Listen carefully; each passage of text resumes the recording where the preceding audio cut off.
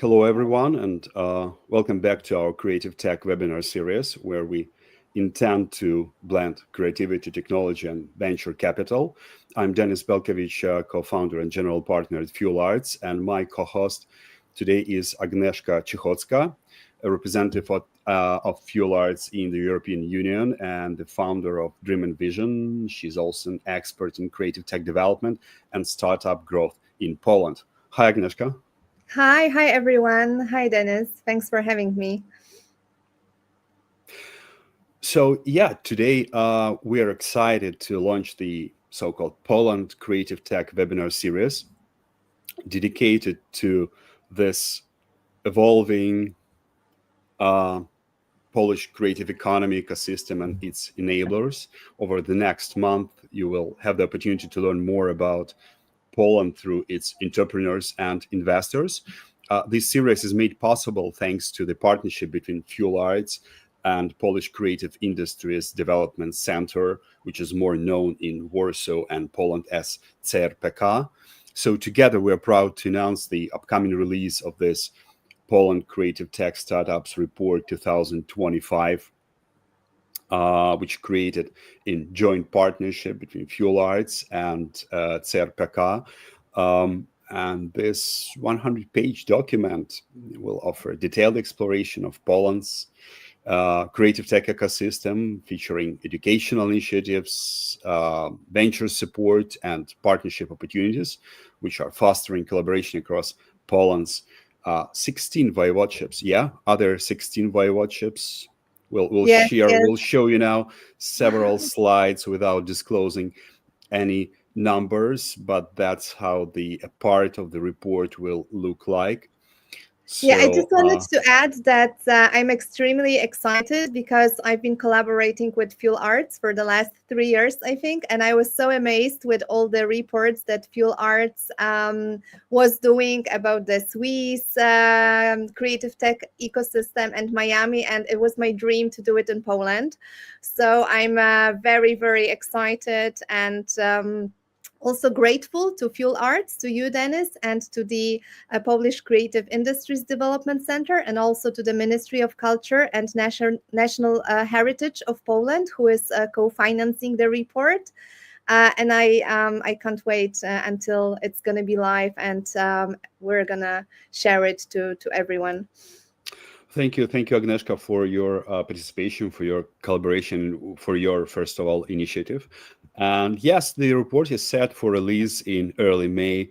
And as Agnieszka said, it's co-financed by the Ministry of Culture and National Heritage of Poland. So to support the release and bring this conversation to life from PDF files to life, we are proud to launch this webinar series and feature leading voices from Poland's ecosystem, from startups and educational initiatives to investors and thought leaders.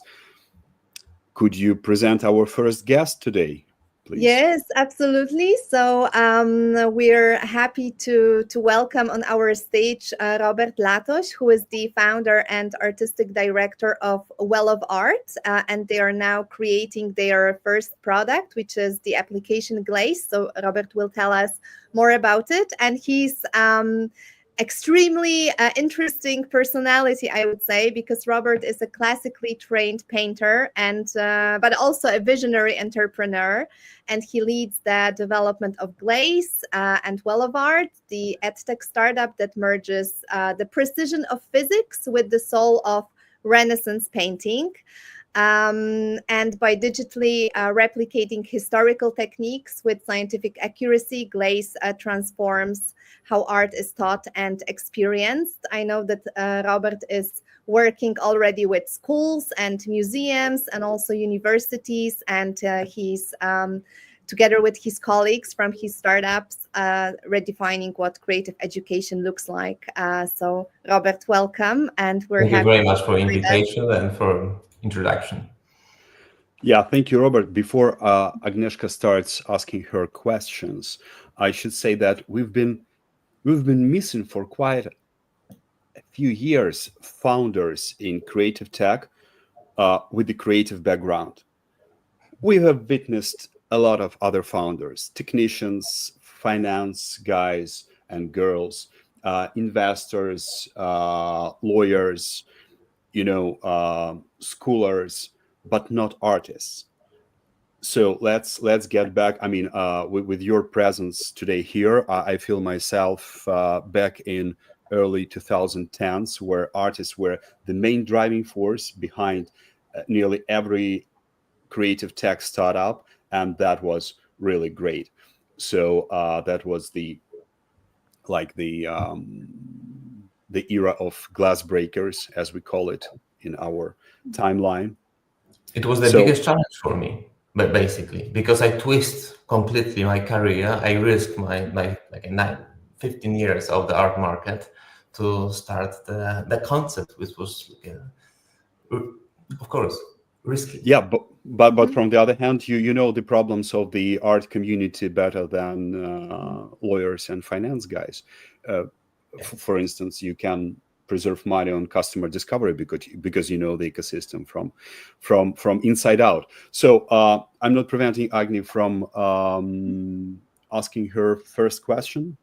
Please proceed. Yes, so I'm also very very interested in why you really switched from the art into startups and creating your first app, but also your product is very global, I would say. So I was interested why you chose to incorporate your startup in Poland, and how do you see, and how would you describe the current creative tech landscape in Poland? What kind of advantages do you see for development of your app right now? Okay, for the GLAZE, what was basically the obvious choice, because creating the app, what I had in my mind, was almost impossible to create. We started the concept from 2018, 2019, and from the early research, it was the first answers from the developers, from the studios was, no, Robert, it's completely impossible. We cannot predict any timeline, any budget. So in Poland, we have the very specific, talented people, but it's like an inspiration. If something is impossible, almost impossible, it's like a good reason to do it. I lived for a few years in England, in Cambridge, in Italy, or in Singapore, and I never met this kind of the concept about the solving problems. So I was lucky to have a numbers of people, from the scientists, developers, and educators. And when we, especially with the math, with the scientific research and the developers, we spent nights, and it was like something personal to solve the problem.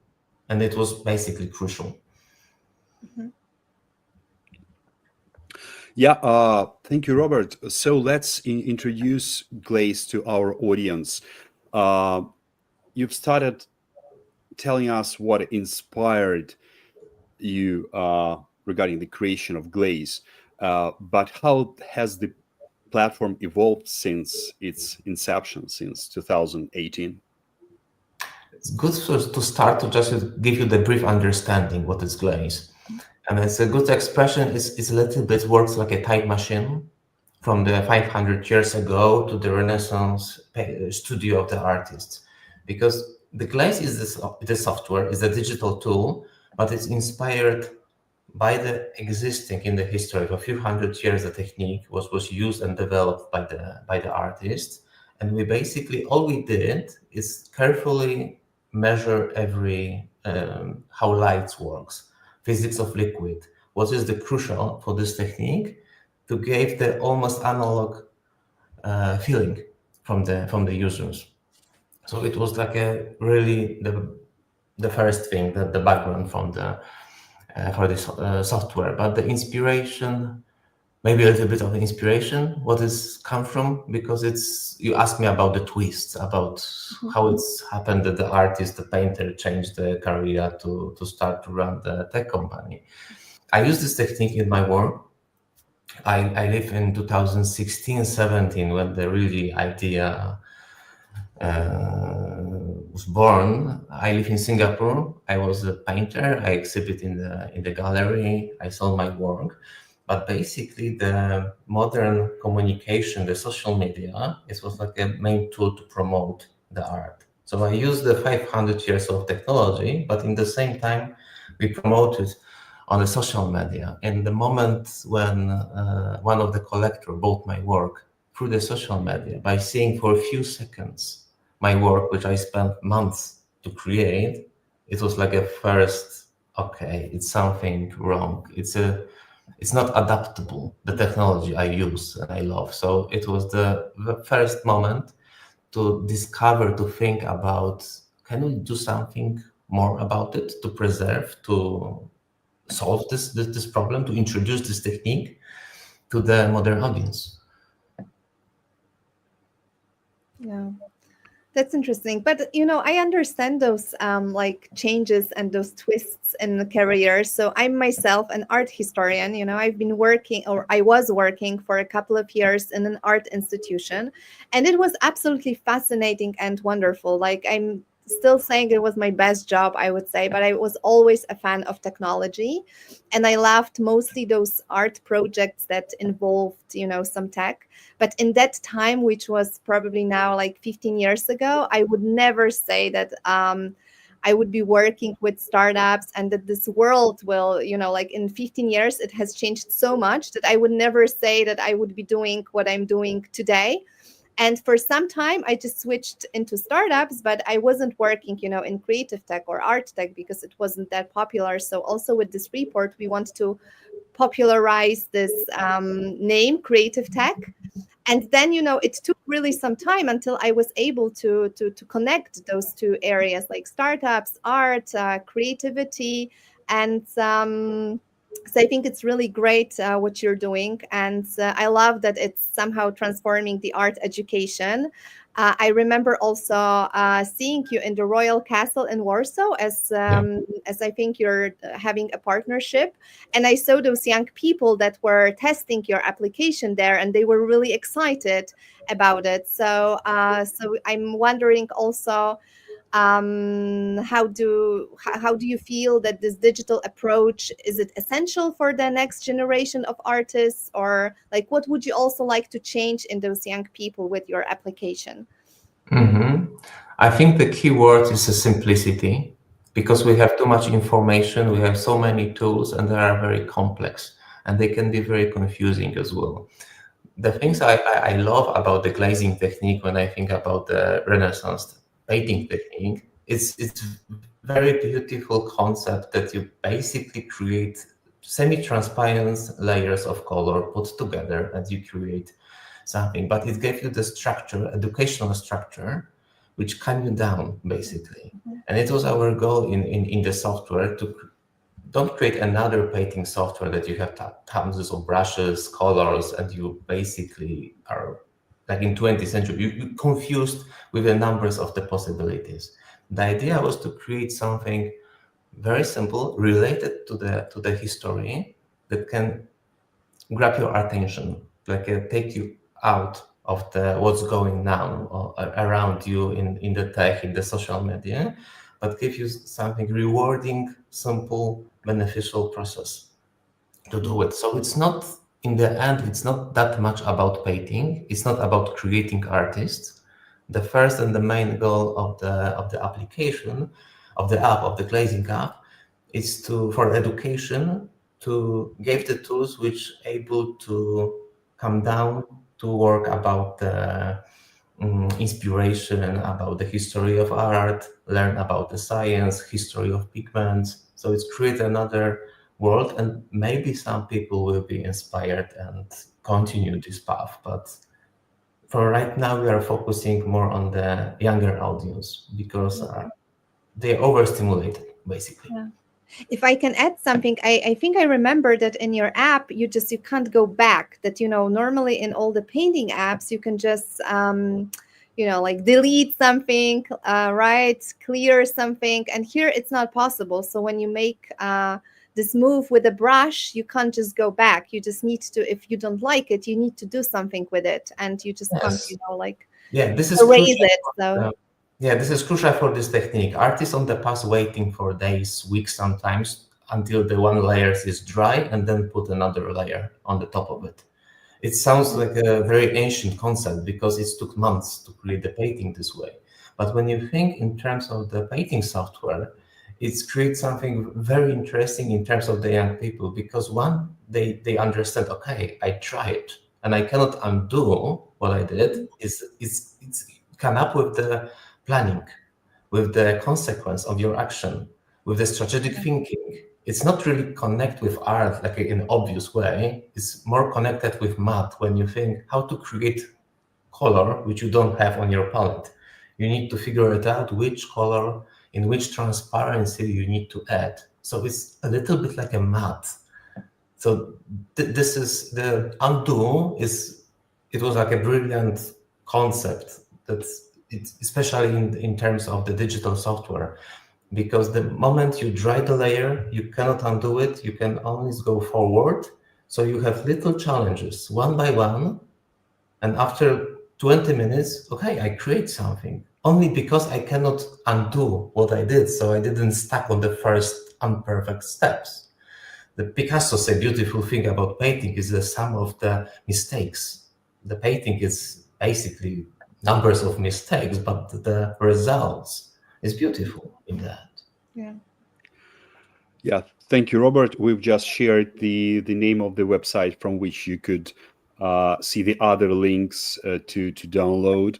I mean, from Apple Store and other resources. Just a small explanation that Well of Art is the name of Robert's company, like umbrella brand, and GLAZE is the first product of Well of Art. So hopefully, after the success of GLAZE, Well of Art should become like a brand name, like proof of concept. So everything that comes out under Well of Art, Well of Art brand, yeah, should be successful. You've started replying actually to the question that I wanted to ask, like, okay, so what's your secret sauce? Or there are many digital tools available today, so what makes GLAZE different? You said about this, in my opinion, quite a genius thing, like the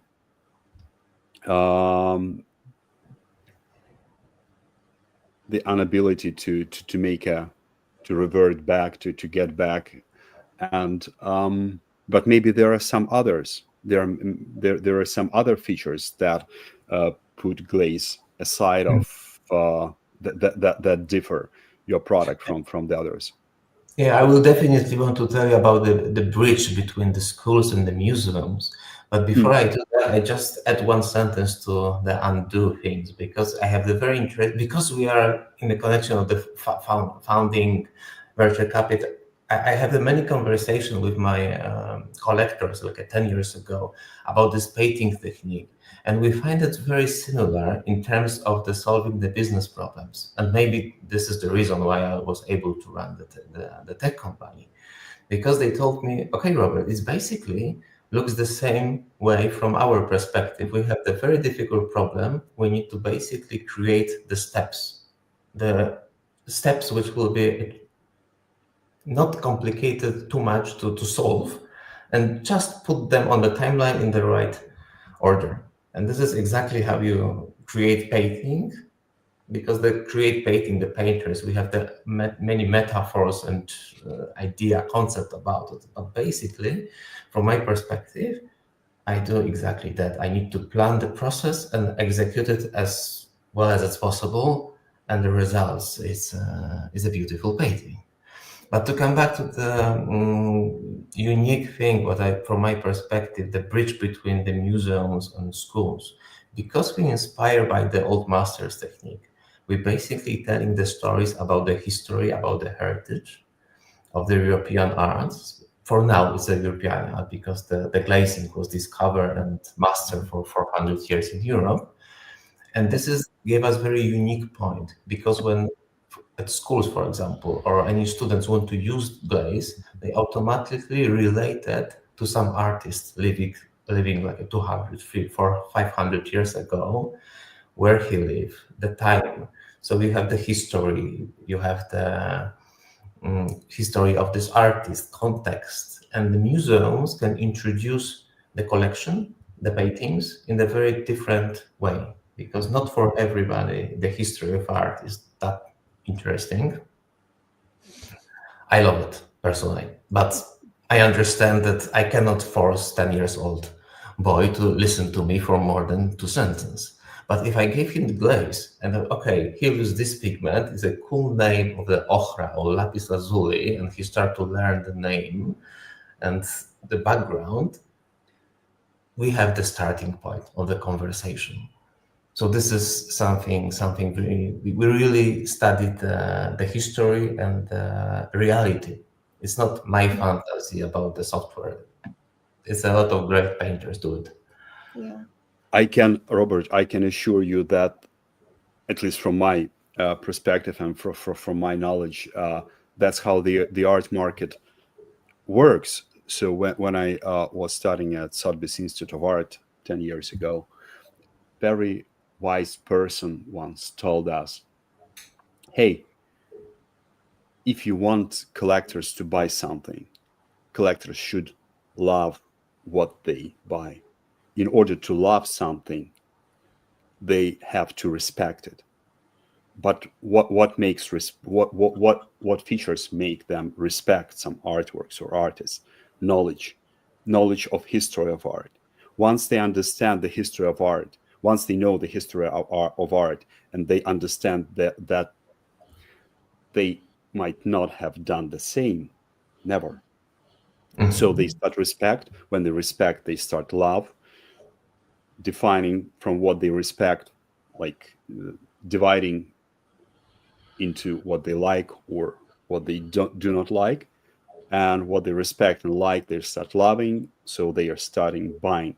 That's why the core, the essence of buying art leads in art education. So congratulations, you have found a market fit from Dennis's perspective. Maybe not from the whole art market, but yeah, that's from my side.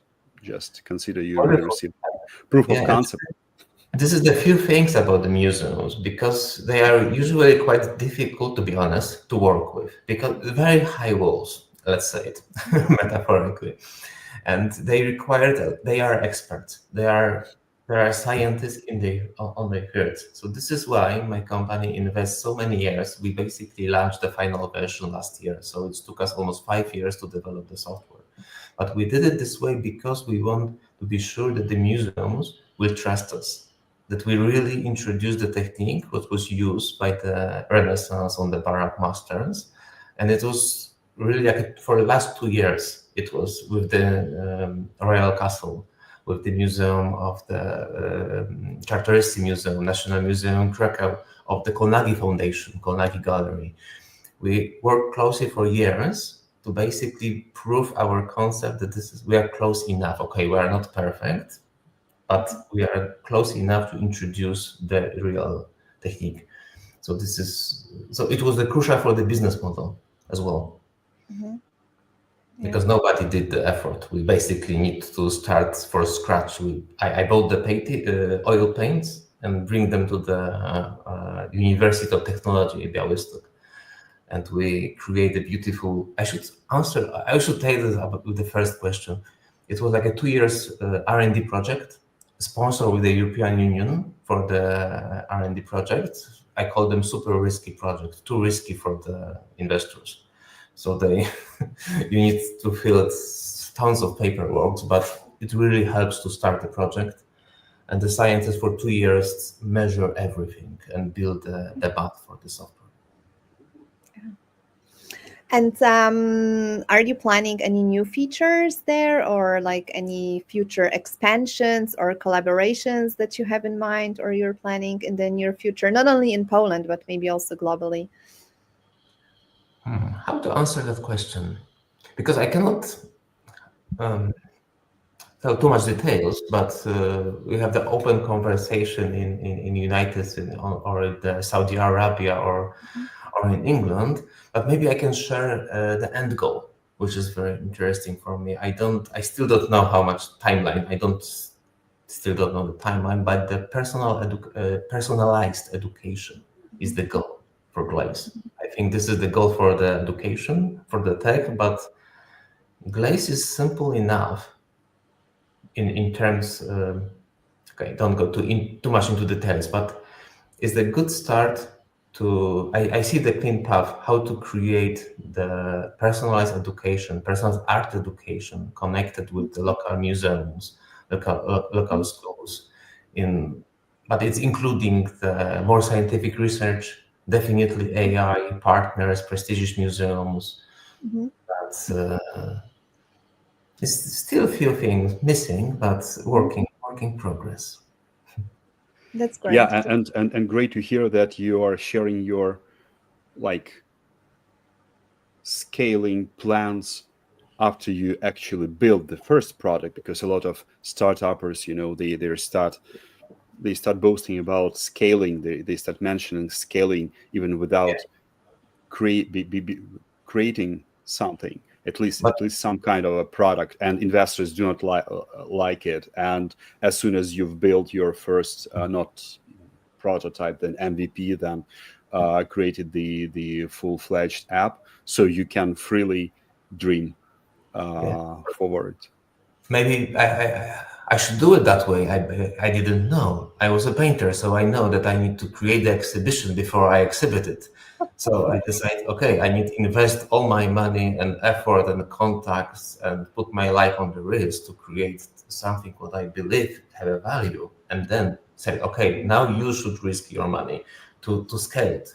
I'm not strong enough. I don't have enough connection, but I'm in the position right now that really create something.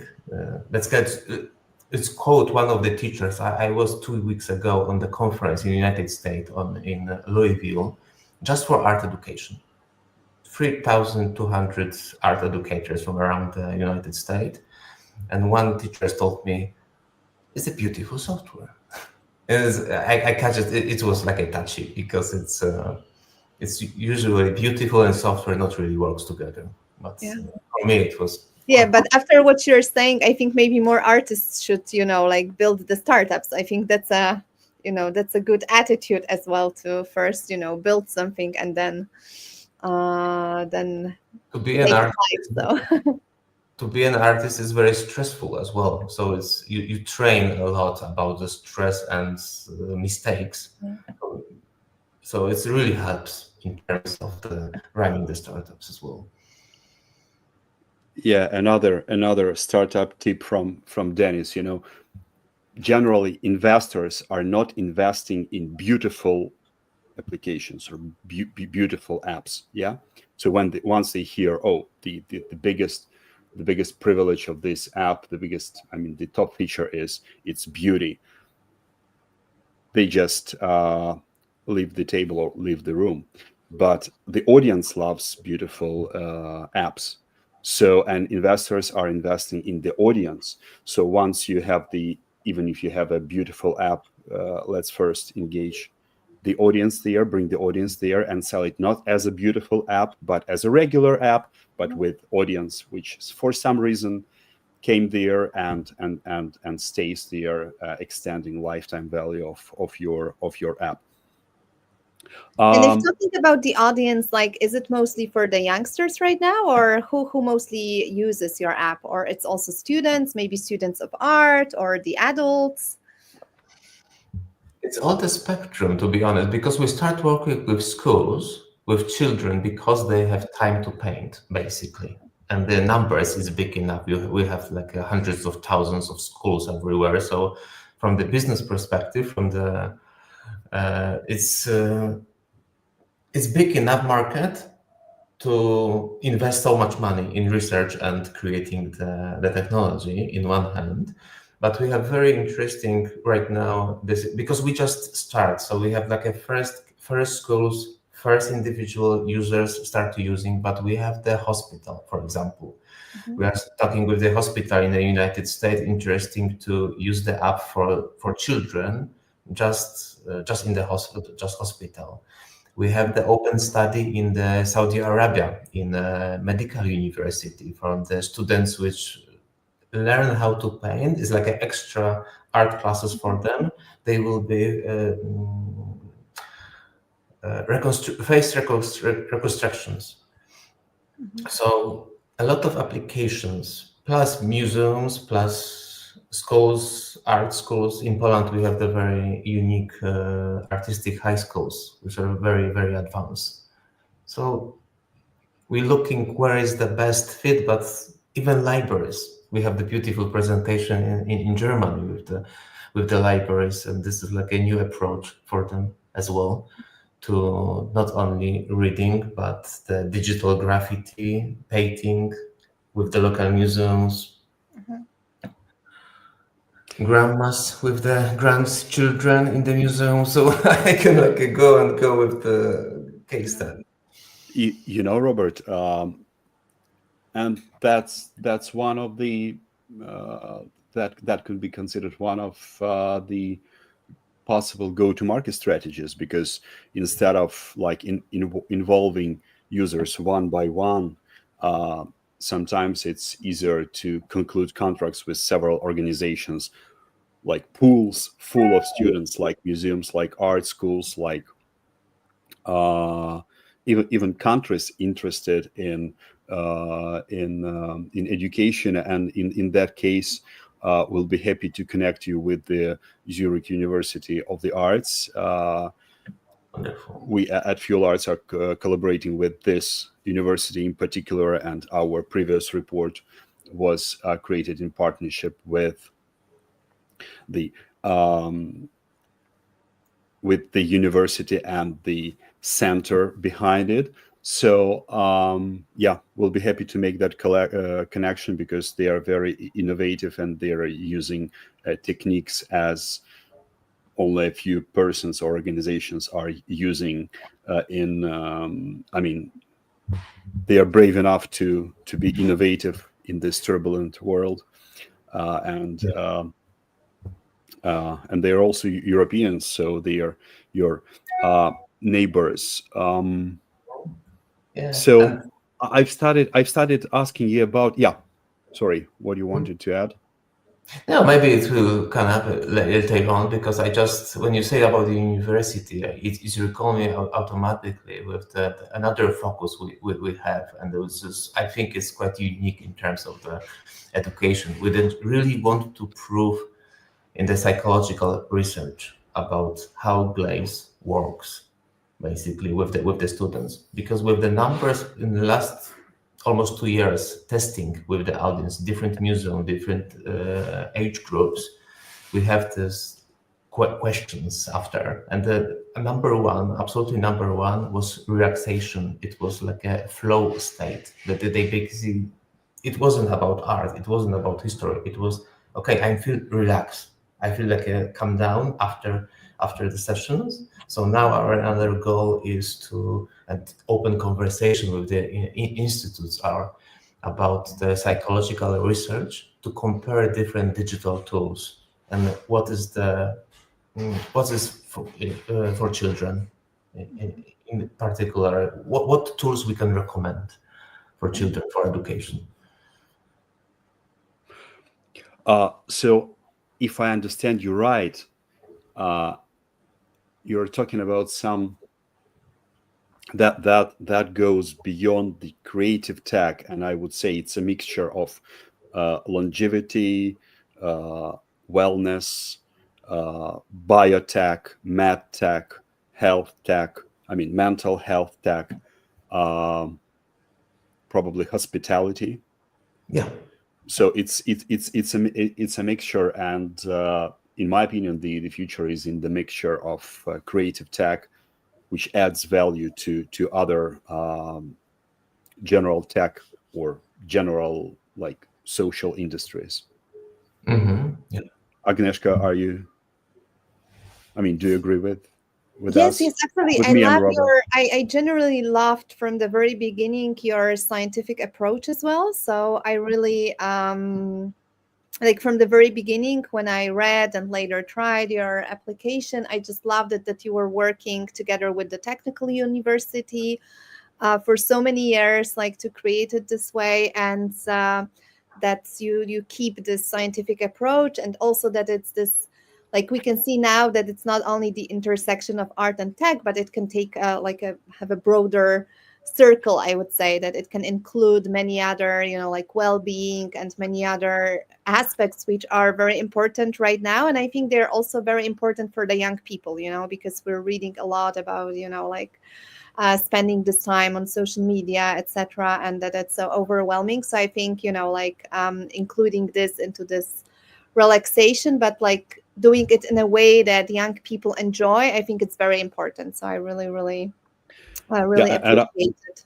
Thank you. I would also remind our audience the example of the first Swiss unicorn. In general, startup world, its name is Mind Maze, and they initially developed a med tech product, but then they added creative tech, better say art tech. There, they created a metaverse game or augmented reality game, helping people who are recovering from strokes.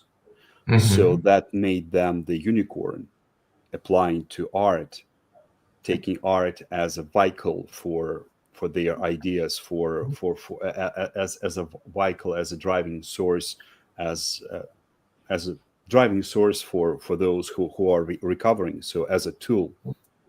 Yeah. So that was really impressive. Right now, I'm looking for the partnership for partners, how to test the best approach, because I have we are a small team. We try to we see so many roles, and we have like a good feedback from everywhere basically. So we need to really choose or find a bigger partner to basically create the study. We start conversation with the institute in Poland, specialized in the psychological research about the digital tools. So this is like a first step, but it's definitely took us 2 years to have the results. Maybe this is the quicker version, or we can start like a few studies in the same time. It's always about founding is the key in terms how quick you can answer to the market.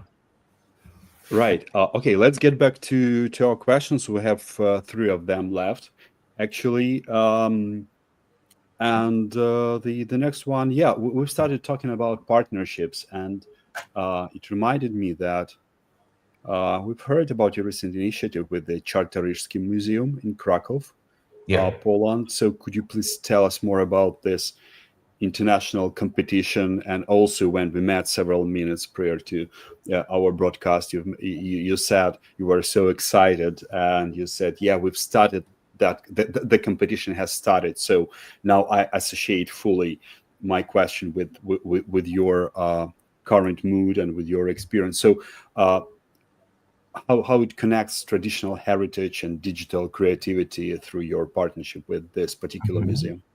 Yeah, we launched the digital painting competition just 3 days ago in Krakow. There's a National Museum in Krakow, and Czartoryski is one part of the National Museum in Krakow, and they have a beautiful story about one of the painting lost during the Second War, the portrait of Raphael, portrait of the young man.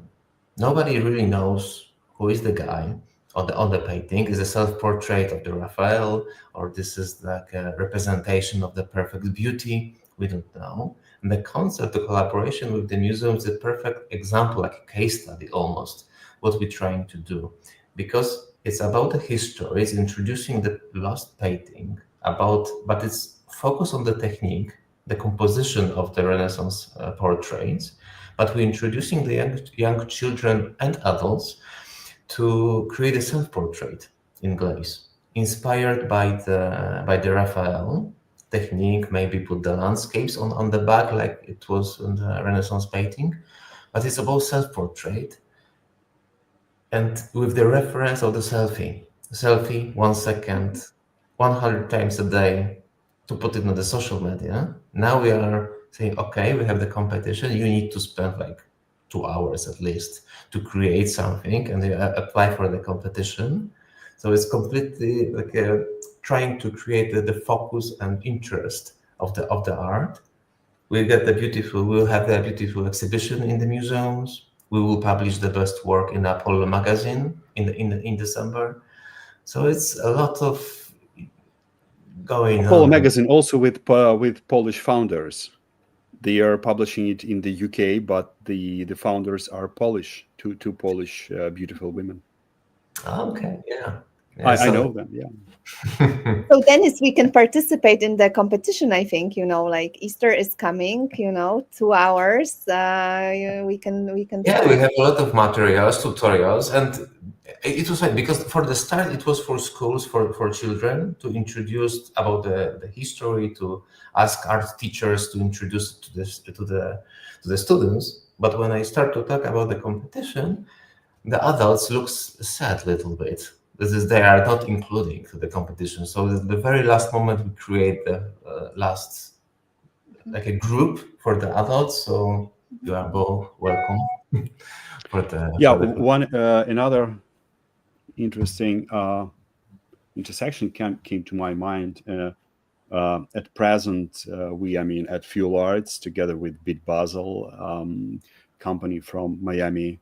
So we're participating in another competition for winning the Polkadot grant. So if it happens, we'll be delighted to introduce this school for digital artists and collectors. So officially, we'll be happy to if you could participate with your app for the students, because we've made the research and it really matches what we would like to get in as the result, because we're already partnering with one company from the AI sphere, which has a virtual desktop with all the AI tools. It's called Digital Plus, and but we were missing the electronic easel with where Copilot is not a Copilot yet, but a Copilot is your personal brain, and your personal creativity. So that could be a great mixture, and let's talk about it. Yeah, regardless if we win the grant or not, we'll sell that program anyway. So I had a beautiful experience in Miami in terms of art, because I was on the conference in Miami with the Carnegie Foundation, and we basically discussed between the old masters collectors and NFT collectors. So it was really the Miami was a perfect setting for this kind of conversation, because I feel really European there, very old European there. Cool. Yeah, we also hope that the Polish Creative Tech Report, that it's going to be some kind of a bridge between Polish founders and like international investors and everyone that's interesting in this Poland ecosystem, because we feel like it's expanding great, and we hope it's gonna be even better in the future. Yeah, so I was wondering, like, how do you see this future of art and like art education and art and tech education? And you said before that your end goal is a personalized education. So maybe you have some kind of a vision, or you feel like there are some trends that you would like to follow within that. Definitely personalized education. This is the key. The art together with the math, technology, and science will go is a crucial, and the art will be more and more important. Right now, for the last years, the math, the science was the main topic, but together with what's going on with the AI, the art, the very specific way how the art teaches us to think in the abstract is something very human, and it will be more and more important in education.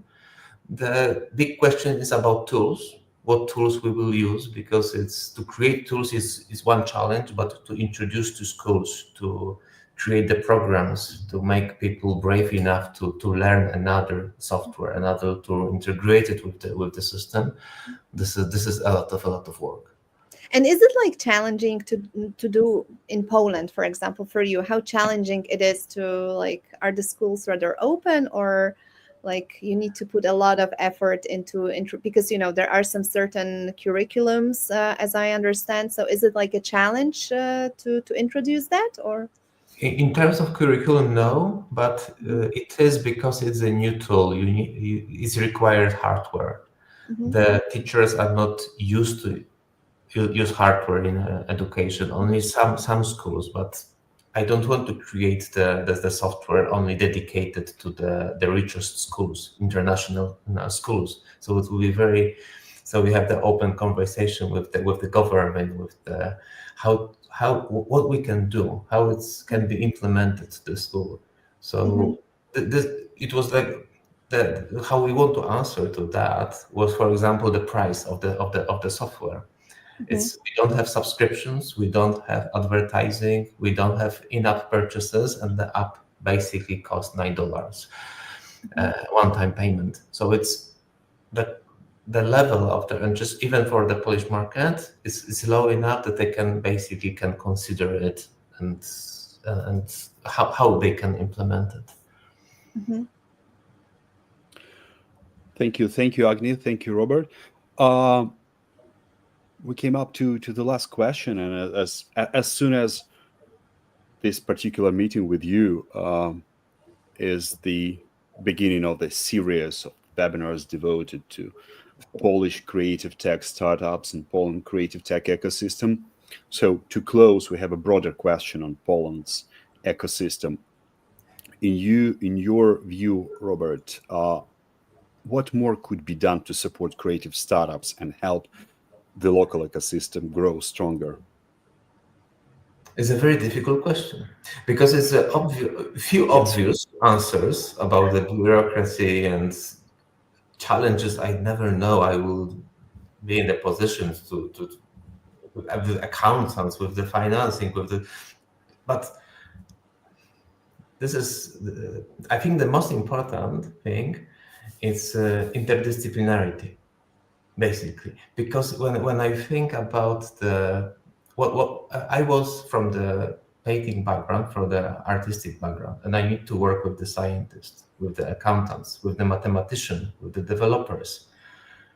I figured out that the mathematicians don't really understand the scientists from the physics background because they use the different vocabulary, and we lost 1 month because they put the different definition on one word. And I called glazing technique, and they think about some processes, but not all of them, because I think like a painter. So I think we need to find a way how to work between disciplines. I don't know, maybe some conference, maybe some encouragement from the government or from the founding perspective, but I don't know the answers. But I think this is the key thing. What was very surprising for me, what was very natural from the perspective of the artist, but I learned that the people are very specialized what they're doing, and I need to connect all of this in one and put the direction, and it was very, very challenging. It's a very interesting point of view, Robert, and I'm grateful to you for expressing it, because it not only because it aligns too much with the vision and strategy of Fuelarts, because we are, like, several years ago we started creating a program. We felt the same. We felt the same program. We articulated. We used another vocabulary to depict it, to describe it. But we created a program called Creative Entrepreneurship. So we come to art schools and teaching art students tech and the basis of entrepreneurship, like finance, testing ideas, and so on. Then we come to tech schools and we teach tech students art and the essence of entrepreneurship. Then we put the both together at hackathons, creating small teams even while they are students, because once they graduate from those universities, it's they have their time lost. So they are studying, searching for alumni communities and all that. So that's what we are trying to implement in Switzerland with the help of Zurich University of the Arts and some technical universities in Switzerland, and with one university in Miami. We're also discussing that. And thanks to the CRPK in Warsaw, and Agnieszka will also start implementing that program in Poland, starting starting next fall, hopefully. So, and the report will be the first part, because we wanted to make a if you're delivering some product or service, you have to understand the real problems the ecosystem is facing with. That's why we started with the report discovery, and then just keeping a hand on the pulse of the real problems. And what you me and Agnieszka, I believe she agrees with me that we can even guarantee to you that in our through our educational programs delivered to the Polish audience, we'll be using your product as well. Oh, that's Because wonderful. it, That is it what I deserves. didn't know. Thank you for sharing that, because I didn't know. And then I always have a joke when I have a beautiful education, art education in the Academy of Fine Arts and before in the artistic high school. But it was a time that my professors prefer speak French because it's language for art. So it's not about anything about run the company or the consequences of being an artist. I have the concept that maybe every student should be a little bit like if you took few hours, how difficult the process is. Because to finish the academy is one point, but to make a living out of it, to be on the market, is a completely different story. Yeah, we agree with you entirely. And moreover, like 15 years ago, there was a big step forward in improving the artists education in terms of massive involvement of uh, of the course, implementation of the course in European and US universities, like self PR and self promotions, like the rules how an artist should make a contract with the gallery, defend his or her IP rights, and so on. So that was the first step. But now it comes. Uh, now another portion of knowledge is needed, like entrepreneurship education, how to set up a company, how to run its own their own business, and what is even more important, how to deal with your own ideas, which go behind the artistic canvas, because creative people are creating ideas, and you are one of the best examples of that, because you created a startup, you validated your idea, and even intuitively you did what you should have done.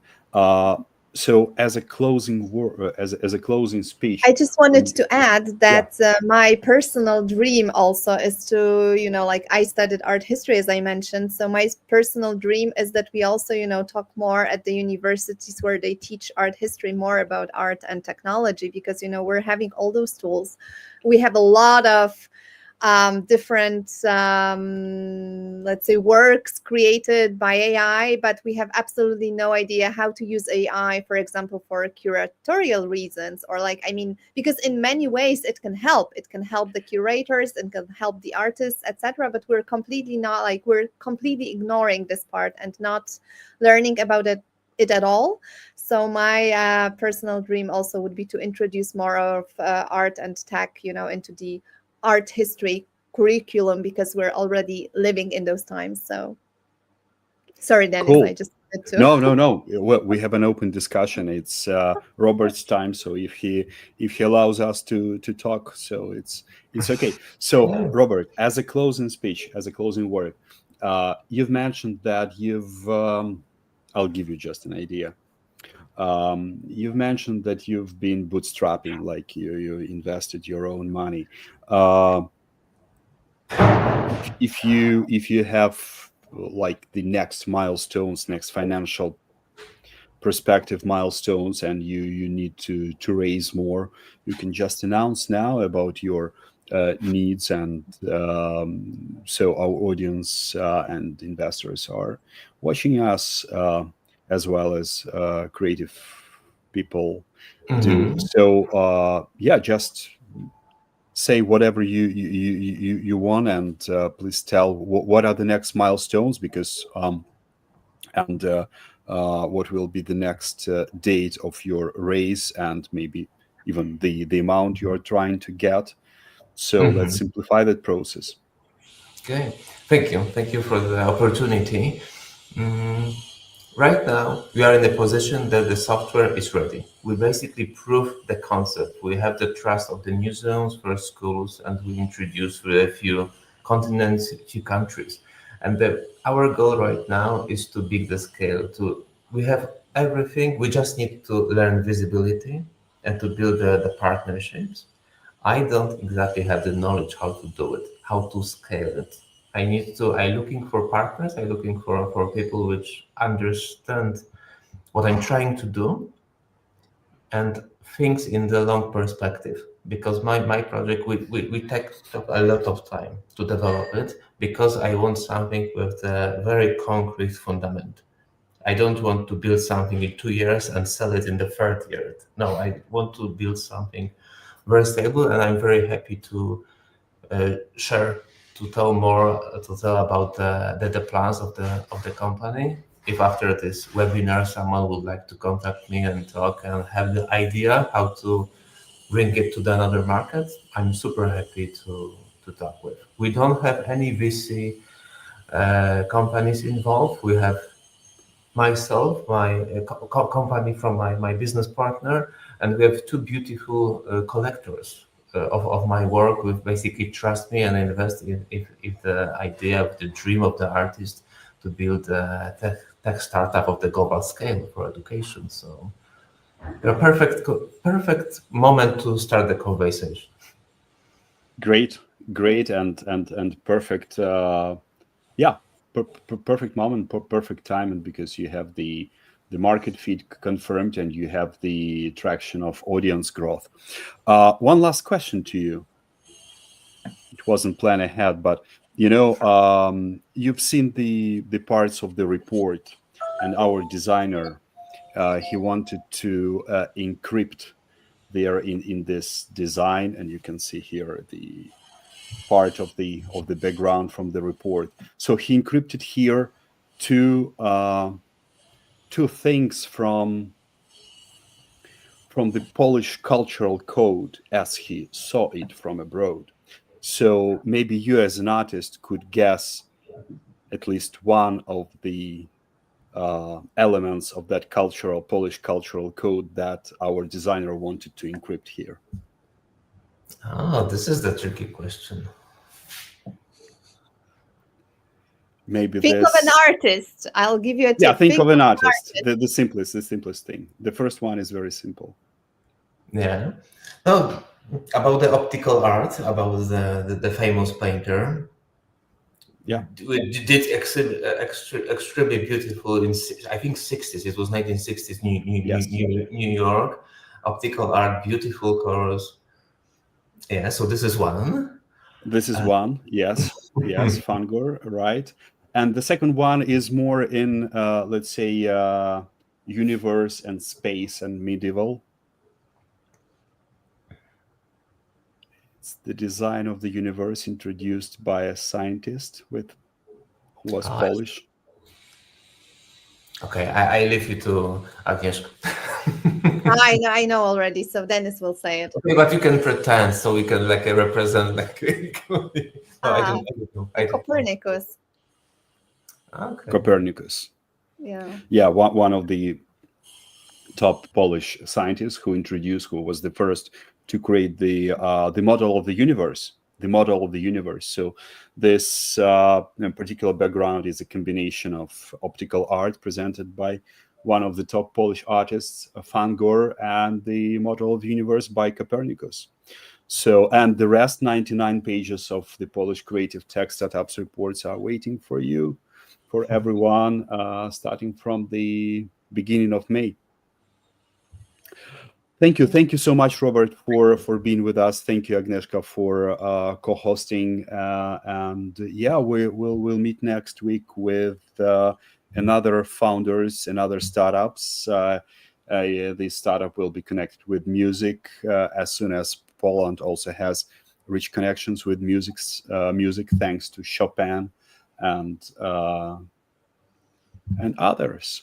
Yeah, let's explore that next week. And Robert, we're not closing our conversation. Let's continue it after the webinar. And thank you for what you are doing. And everyone, see you. Invitation, a beautiful job. It's not very obvious from the Polish market to this tour: art, culture, and technology. So it's thank you for like educational background for that. Thanks. We really appreciate your words of admiration. Yes. Thank